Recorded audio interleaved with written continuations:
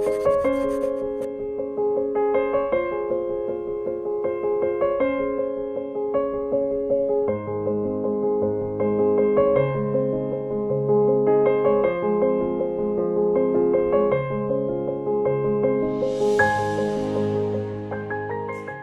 Estibaliz, egun on, eskerrik asko gurekin egoteagatik, bai, eskerrik asko Egiluzeko proiektu honetan parte hartzeagatik. Te agradecemos mucho que estés en esta nueva sesión de Sikasi, en el que vamos a tratar hoy el tema de la salud mental y del bienestar emocional de los niños y adolescentes. Gaurko gaia osasun mentala eta ongizate emozionala izango da, baina hasiera emateko niri gustatuko litzaidake zuk kontatzea edo esatea zer ulertzen dugun osasun mentalagatik, bai? ¿Qué entendemos por salud mental? Eskerrik asko Irene, gonbidapenagaitik, bai zuri eta bai Egiluze ikastetxeari. Gracias Irene por la invitación, tanto a ti como a Egiluze ikastetxea. Y es un placer poder estar aquí un ratito contigo, charlando sobre este tema de la salud mental, del bienestar emocional. Y claro, es una gran pregunta, ¿no? ¿Qué es la salud mental? ¿Qué entendemos por salud mental? Porque es verdad que hoy en día es un tema de gran actualidad. Prácticamente todos los días tenemos alguna noticia relacionada con el tema en medios de comunicación. Pero cuando hablamos de salud mental o cuando hacemos una reflexión sobre lo que es la salud mental, a mí sí me gustaría poder trasladar la idea de que la salud mental va un poco más allá de la presencia o ausencia de enfermedad, ¿no? Porque antes sí es verdad que cuando se hablaba de salud mental nos podíamos quedar más en esa parte clínica, en esa parte de patologías, pero hoy en día cuando hablamos de salud mental vemos que muchos aspectos de nuestra vida, que puede estar relacionada con la parte social, con la parte familiar, con si yo tengo posibilidad de realizar aficiones, preocupaciones que podamos tener, ¿no? Que todos esos temas también influyen en nuestro bienestar emocional, en nuestra salud mental. Entonces, yo definiría como el bienestar de una persona en esos ámbitos, ¿no? En mi parte social, en mi parte emocional y en mi parte biológica. Has nombrado el componente emocional, ¿no? de la salud mental. Sin duda la inteligencia emocional tiene un papel muy importante en todo este campo. ¿Qué podemos hacer las familias? ¿Qué podemos hacer desde el colegio para fomentar esa inteligencia emocional? Claro, la inteligencia emocional o la educación emocional es básica para cualquier persona, ¿no? Es fundamental para poder desarrollarme de manera adecuada, para poder relacionarme de manera adecuada. Y es importantísimo empezar a educar en inteligencia emocional desde que nuestras hijas e hijos son chiquis, ¿no? Desde infantil se puede empezar a trabajar en ámbito escolar la inteligencia emocional, pero para ello es importante que las personas adultas también nos conozcamos emocionalmente, ¿no? Que yo sea consciente de cuáles son mis emociones, cómo afronto yo emocionalmente, ¿no? Pues cualquier situación con la que yo me puedo encontrar a lo largo del día, sobre todo cuando igual esas situaciones se nos torcen un poco o pueden ser un poco más complicadas, ¿no? Y eso me va a ayudar también para poder identificar emociones en otras personas. Y para ello es fundamental que desde casa, por ejemplo, hablemos de nuestras emociones con nuestras hijas, con nuestros hijos, incluso todos los días, ¿no? Que podamos sacar ratitos para contarnos pues, cómo me he sentido hoy, cosas que me han podido pasar, cómo he podido responder yo, ¿no? Ante esas situaciones, porque si yo hablo de mis emociones, estoy educando en inteligencia emocional y yo también estoy dando herramientas a mis hijas e hijos para que también puedan ir aprendiendo, puedan ir adquiriendo habilidades para poder conocerse emocionalmente y poder identificar esas emociones en su entorno. Al final, el papel de los adultos, ¿no? Que estamos en contacto con esos niños y niñas, es fundamental, ¿no? En Egiluce somos muy conscientes, ¿no?, de la importancia de la inteligencia emocional, por eso desde bien pequeños pues, desarrollamos una metodología propia, Folkeskola, basada en un modelo nórdico, cuyo, bueno, pues uno de los ejes fundamentales es precisamente ese, ¿no?, la inteligencia emocional. Y nos planteamos el colegio como un espacio seguro para nuestros alumnos. Queremos que el colegio sea un lugar donde ellos se sientan seguros y donde se sientan a gusto.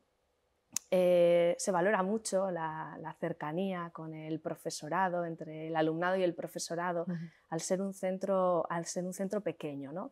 ¿Qué importancia tiene el que el hogar, el que el colegio, el que los espacios donde nuestros alumnos y alumnas se muevan sean un espacio seguro para ellos?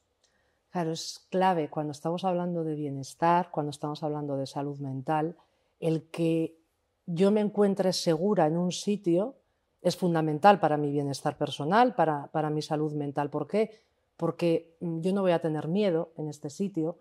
Si realmente me pasa algo, si yo considero que en este momento necesito ayuda, sé que va a haber personas en mi entorno, que puede ser mi andereño, que puede ser mi maisu, cualquier adulto de referencia que pueda estar en el cole. Y yo sé que puedo ir y contarle lo que me está pasando o pedirle ayuda, ¿no? Y de la misma forma que los centros escolares deben ser espacios seguros, ¿no? Y desde todas las personas que forman ese centro escolar tienen que trabajar, ¿no?, para convertir esos espacios seguros, desde las familias tenemos que hacer lo mismo. Y los hogares, y eso es responsabilidad de los padres y de las madres, los hogares deben ser espacios seguros.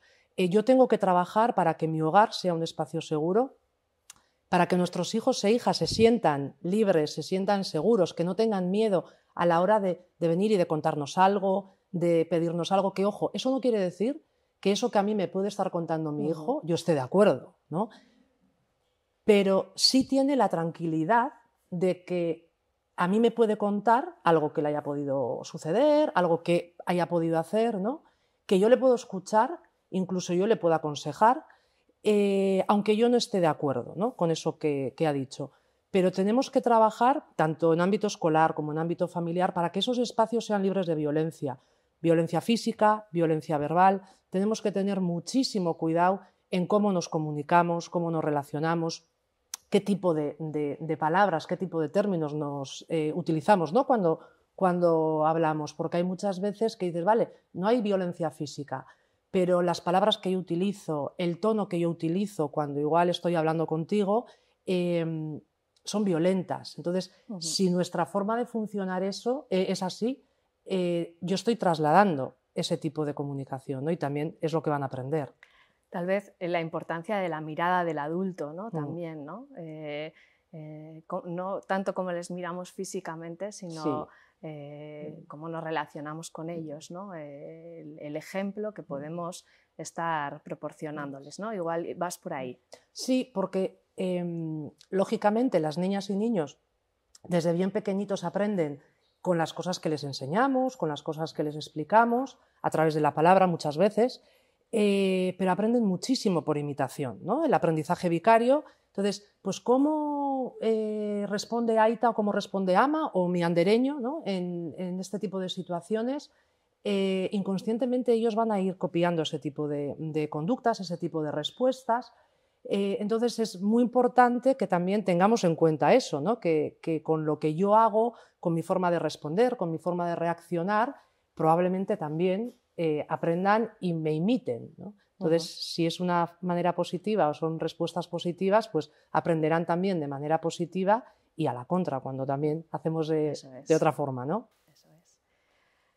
Bueno, y llega la temida adolescencia, ¿verdad?, en un determinado momento, etapa preciosa y apasionante, pero una etapa en la que muchas veces el control de los impulsos, la gestión emocional en los adolescentes, bueno, pues suele ser complicada, ¿no? Un cerebro en pleno desarrollo, y bueno, pues a veces surgen esos pequeños conflictos en el hogar, ¿no?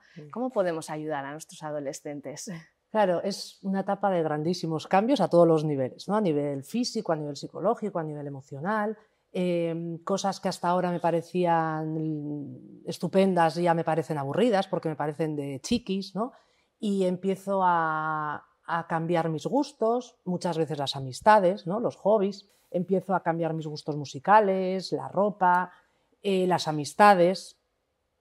Y hay muchas veces que todos estos cambios, ¿no? A los padres y a las madres nos pueden asustar. ¿Por qué?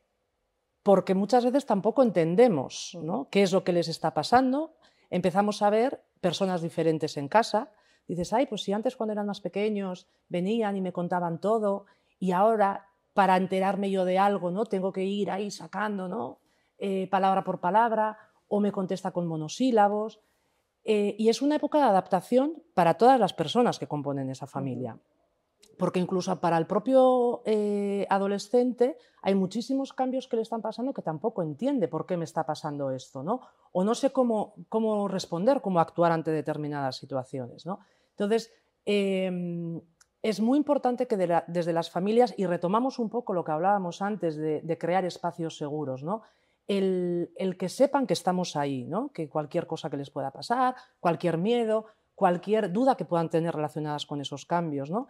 Que nos pueden preguntar en casa y que pues, entre todas y todos iremos avanzando en ese cambio.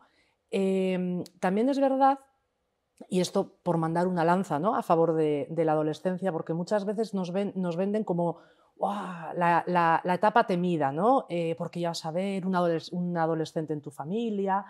Y es una época muy bonita, con muchos cambios, que podemos compartir cosas a otro nivel, ¿no? Con nuestros hijos e hijas, que podemos tener conversaciones mucho más profundas, ¿no? con ellas y ellos. Y yo también invitaría, ¿no? a esos padres, madres que están empezando a tener preadolescentes o adolescentes en casa, que se quiten un poco ese miedo, ¿no? Y en vez de entrar con miedo a esa etapa nueva, entrar como una oportunidad nueva, ¿no? de poder conocer a mi hijo, a mi hija desde otra perspectiva. Estoy completamente de acuerdo contigo. Es verdad que la adolescencia muchas veces nos da miedo, pero nos da miedo lo desconocido, ¿no? Claro. Pero estoy completamente de acuerdo en que la adolescencia es una etapa maravillosa y poder acompañarles es algo precioso. De todas maneras, ¿en qué momento tenemos que preocuparnos? Quiero decir, ¿en qué momento, viendo a nuestro hijo, a nuestra hija, qué nos indicaría qué es lo típico de la adolescencia? Retomando un poco el tema inicial de la salud mental, ¿no? ¿En qué momento podemos identificar que hay algún problema? Claro, aquí el tema es, antes comentábamos, ¿no? Que la adolescencia es una época de muchísimos cambios. Yo puedo empezar a ver reacciones o comportamientos en mi hijo o en mi hija que hasta ahora no lo he sabido, y puedo empezar a pensar, aquí hay algo, ¿no? ¿Y qué es lo que le pasa? Y la mayoría de las veces entran dentro de esa normalidad, ¿no? de ese proceso de cambio, de yo también estoy buscando, ¿no? Mi personalidad, mi forma de ser, mis valores, mis ideas. ¿Y cuándo nos deberíamos empezar a preocupar? Pues sobre todo cuando vemos que esos comportamientos, esas conductas se mantienen a lo largo del tiempo, porque hay muchas veces que son comportamientos puntuales. Puntuales no quiero decir que sean solamente un día, ¿no? Pero bueno, en un espacio corto de tiempo, que no duran meses. Entonces, si yo veo que pasa el tiempo y mi hija o mi hijo sigue con la misma conducta, pues esa puede ser una señal. Segundo, cuando yo empiezo a detectar cambios, por ejemplo, amistades, pero no porque hayan cambiado de amistades, ¿no? Porque puede ser que igual haya cambiado de centro escolar o que haya empezado en una actividad extraescolar y haya coincidido con chicas, chicos diferentes, ¿no? Y bueno, pues que vean, ¿no? Que con esas nuevas amistades, ¿no? Pues tiene mucho para compartir. Pero cuando yo veo que, por ejemplo, antes sí tenía una cuadrilla, un grupo de amigos y amigas, y ahora, en vez de estar con otras personas, por ejemplo, está en casa, ¿no? O hobbies, aficiones que tenía, que yo sé que le gustaban, ¿no? Y que disfrutaba y que invertía muchísimo tiempo a lo largo de la semana practicando, me da lo mismo un deporte, música, pintura, no ha sustituido por otra actividad y, por ejemplo, se queda en casa, ¿no? Hay muchas veces que digo, no pasa nada porque está en casa y sé dónde está, ¿no?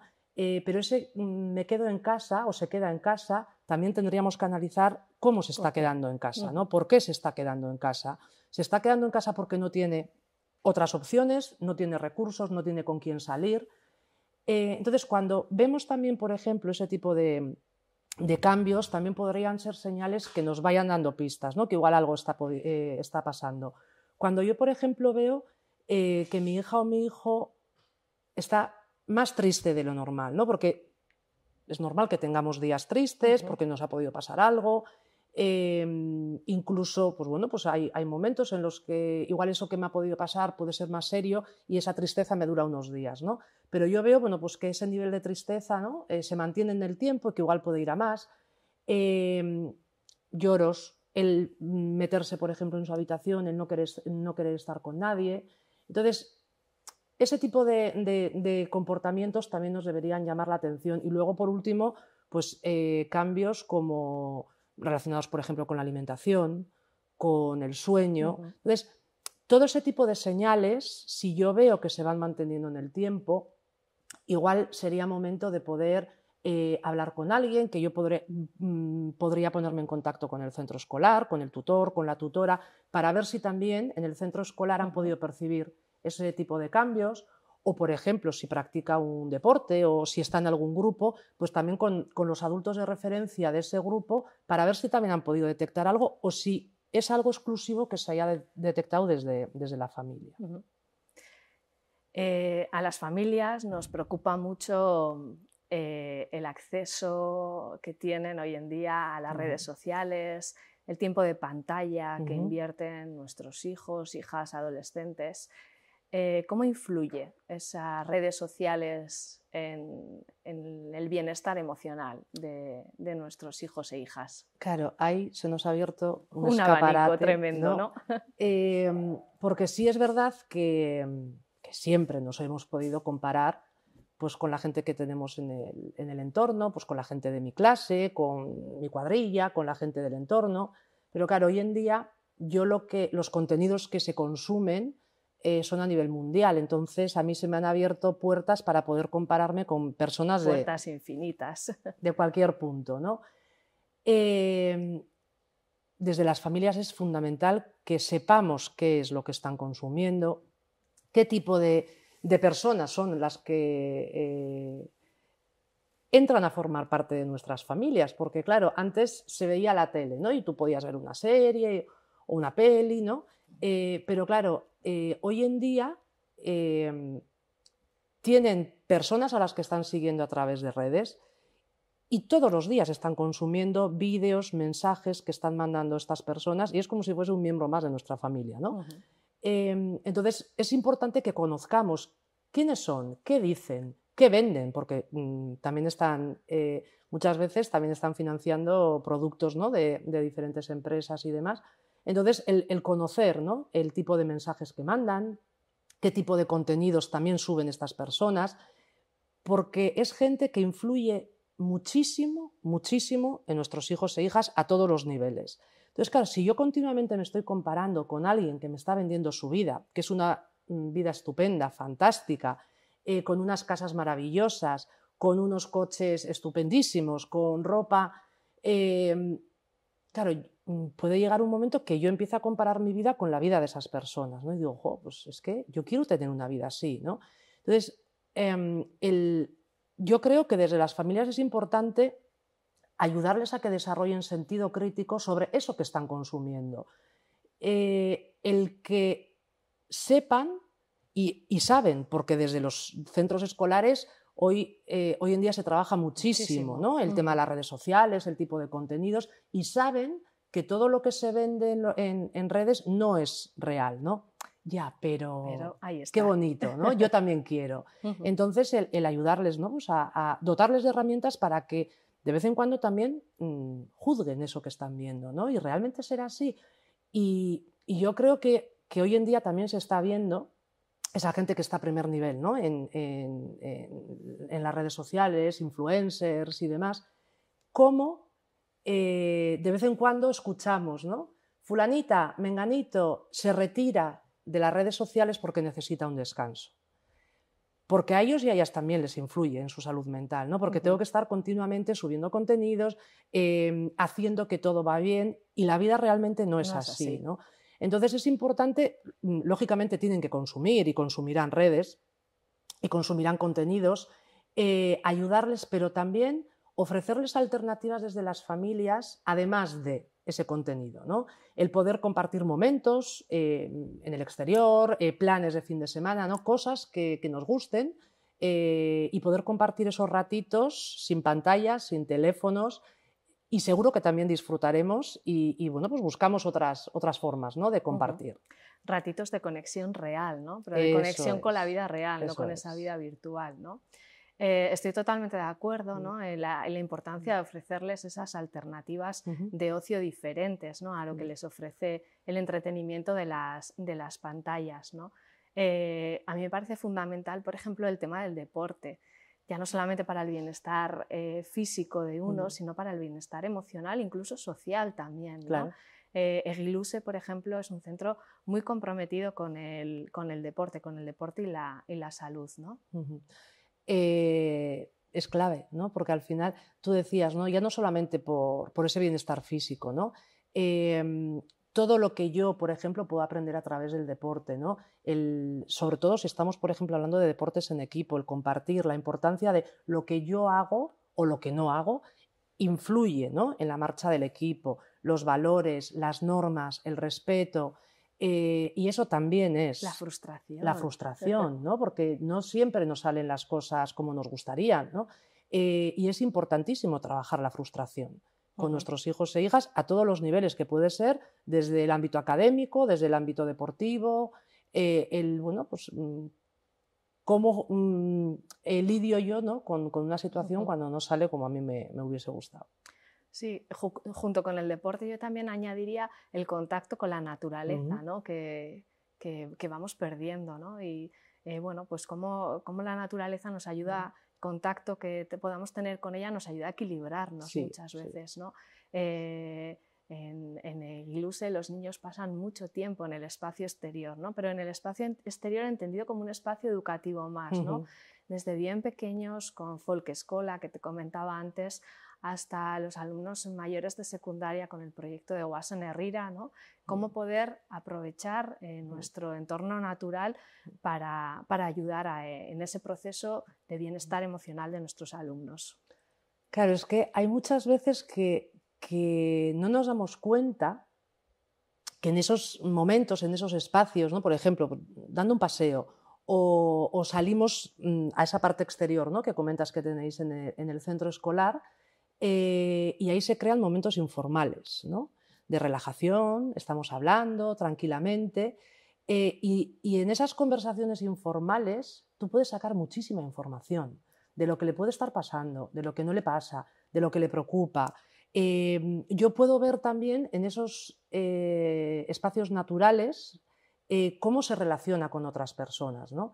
Y ahí pues yo puedo obtener muchísima información de cómo está la gente de mi entorno, de cómo están mis hijos, mis hijas, cómo le puedo ayudar, ¿no?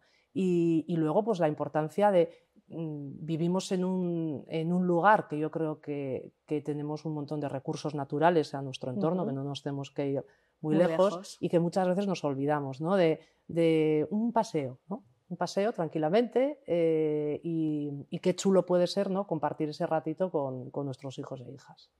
Totalmente de acuerdo. Bueno, Estíbaliz, para ir terminando, ¿qué te parece? Muy bien. Si nos das unas claves para las familias, ¿no? Con todo este tema del bienestar emocional de nuestros hijos e hijas, claves, pautas concretas que nos apuntemos para tener en cuenta. La varita mágica, ¿no? Eso creo que no existe, no. Pero desde tu experiencia, ¿qué nos recomiendas a las familias? Claro, sí es verdad que la varita mágica no existe, ¿no? Pero hay muchísimas cosas que podemos hacer desde las familias para ayudar a nuestros hijos e hijas en ese camino, ¿no? de la salud mental, del bienestar emocional, de dotarles de herramientas, ¿no? A mí hay una que me parece fundamental. Bueno, lo primero que tenemos que tener claro es que tenemos que empezar a trabajar desde el minuto cero con nuestros hijos e hijas. O sea, yo no me puedo poner en marcha cuando mi hijo tenga 10 años, porque hay veces que, claro, esos primeros años son fundamentales, ¿no? Entonces, yo me pongo en marcha desde el minuto cero. Hay una cosa que es fundamental, que es el apego, el vínculo, ¿no? Esto que estábamos hablando, ¿no? de crear momentos para compartir, ¿no? Ratitos, poder hablar, cómo te ha ido el día, qué es lo que te ha pasado, y que muchas veces son conversaciones que pueden ser de temas del día a día, que no son nada profundos, pero yo lo que estoy entrenando es en la comunicación, ¿no? Que esto es fundamental. Cuando luego muchas veces decimos, no, es que mi hijo adolescente no me habla, no me cuenta, ¿no? Pero es que hay muchas veces que no hemos entrenado en comunicación. Y coger todos los días un ratito pequeño, que puede ser, luego cada familia pues valora, ¿no? Cuál puede ser ese ratito, pero que igual puede ser el rato de la cena, que podemos estar tranquilamente, viendo contando lo que ha pasado, ¿no?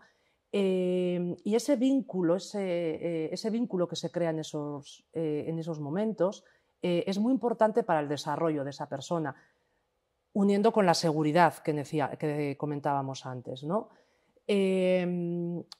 Otra pauta, otra clave es el ayudarles a desarrollar una buena autoestima, ¿no? A sentirse seguras, a sentirse seguros, el confiar en mi hija y en mi hijo. Cuando hacen las cosas mal o no tan bien, ¿no? Como esperamos, por supuesto que hay que corregir, hay que decirles, ¿no? Pero sobre todo, cuando las cosas hacen bien, a todo el mundo nos gusta, ¿no? La palmadita en la espalda, jo, Irene, qué bien, ¿no? Ellas y ellos también necesitan, ¿no? El decir, jo, pues muy bien, ¿por qué? Porque también yo le estoy enseñando a que ese es el camino, ¿no? A reafirmarle que en otro momento de tu vida, si te encuentras en una situación así, también puedes volver a actuar así, ¿no? Y eso al final les va a ir dando seguridad, les va a ir dando herramientas para situaciones futuras con las que se puedan ir encontrando. Otra clave, ejemplo, somos lo que comentábamos antes, ¿no? Somos ejemplos de nuestros hijos e hijas diariamente, ¿no? Entonces el cuidar qué decimos, cómo decimos, el cuidar las formas, y uniendo con el tema de la inteligencia emocional, hablar de nuestras emociones, de cómo nos sentimos, porque de esa forma también, pues Ama también se pone triste, ¿no? A veces, o Ama también en situaciones que igual no controla, también se pone nerviosa, para que vean que ese tipo de emociones, ese tipo de reacciones entran dentro de la normalidad, ¿no? Y no es algo que solo me pasa a mí, porque muchas veces, si yo no comparto, pienso que es algo que solo me pasa a mí. Y en cambio, si yo te cuento lo que me está pasando, me doy cuenta que igual a ti también te pasa, ¿no? Normalizar esas situaciones, ¿no? Eso es. Entonces, si yo veo que al resto de las personas también les puede pasar parecido, pues yo también puedo decir, bueno, pues tampoco soy tan rara, ¿no? Y por último, el escucharles. Importante, relacionado con la comunicación, con el tema de las emociones, el escucharles. Una escucha activa, mirando a los ojos, ¿verdad? Eso es, ¿no? No vale escuchar sí, pero yo estoy viendo en el móvil, ¿no? En mi último WhatsApp. Y sobre todo cuando estamos hablando de pre y adolescencia, ¿no? Porque sí es verdad que son épocas en las que cambian, ¿no? La forma que tienen de comunicar, la forma que tienen de dirigirse al mundo adulto, ¿no? Entonces, el momento que yo veo que viene a contarme algo, te escucho con las orejas, con el cuerpo, con todo, ¿no? Entonces ahí estoy exclusivamente para ti, ¿no? Porque yo creo que alguna vez nos ha pasado a todas las personas, ¿no? Hay algo que me preocupa, ¿no? Y voy a contar a otra persona y veo que la otra persona está físicamente, pero no me está escuchando, ¿no? ¿Cómo me siento yo en ese momento? Pues bien, no, porque yo te estoy contando algo que me está preocupando, algo que igual me produce tristeza, y no estoy recibiendo ese feedback por tu parte, ¿no? Si hacemos lo mismo con nuestros hijos e hijas, pues ahí estamos perdiendo oportunidades de oro para que puedan seguir confiando y vengan a contarnos cosas. Oso ondo, Estibaliz, mila esker, placer bat Zuei, izan da zurekin berdin. elkarrizketa hau izateagatik. Berdin, Ha sido un placer, muchas gracias en nombre de todo Egiluse a vosotros. y hasta la próxima. Eskerrik asko.